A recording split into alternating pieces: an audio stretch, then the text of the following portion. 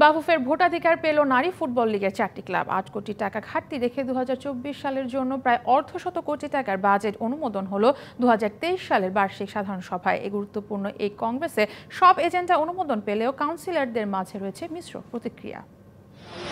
2023 সালের সাধারণ সভা 2024-এ দেশের নানা প্রান্ত থেকে বাফুফে কাউন্সিলররা হাজির নির্ধারিত সময়ের আগেই। সভাপতি কাজী সালাউদ্দিনের কমিটির মেয়াদ শেষ হবে অক্টোবরে। তার আগে এই কংগ্রেস রুদ্ধদ্বার সভা চলেছে ঘণ্টা দুয়েক, যেখানে অনুমোদন পেয়েছে সব এজেন্ডা।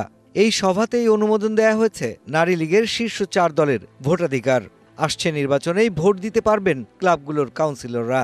কোনো ক্রাইটেরিয়া দেখা হয়নি, যেই 10 জন খেলেছে তার মধ্যে টপ 4 জন হয়েছে, finish. We kept on discussing that.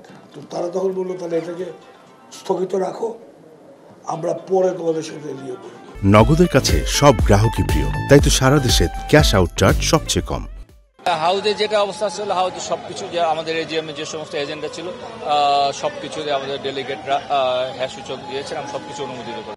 সভায় চলতি বছরের আয় ব্যয়ের হিসেবেও পাশ হয়েছে, যেখানে 31 কোটি 49 লাখ 50 হাজার টাকা আয়ের বিপরীতে ব্যয় দেখানো হয়েছে 54 কোটি 29 লাখ 85 হাজার টাকা। প্রায় 23 কোটি টাকা ঘাটতির চ্যালেঞ্জ নিচ্ছে ফাইন্যান্স কমিটি। স্পন্সরের সাথে আমরা কথা বলছি, সেখান থেকে আমরা কিছু করব। এছাড়াও আমরা যুব ক্রীড়া মন্ত্রণালয়ে ফুটবলের জন্য কিছু আর্থিক সহযোগিতা চেয়েও আমরা একটা পত্র দিয়েছি।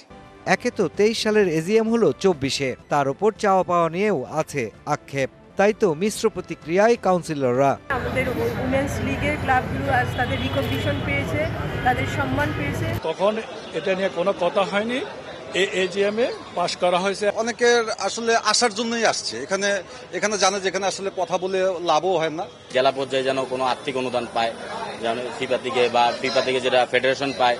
চাওয়া পাওয়ার হিসেব কতটা মেলাতে পারলেন কাজী সালাউদ্দিনের কমিটি, সেটাই এখন দেখার অপেক্ষা।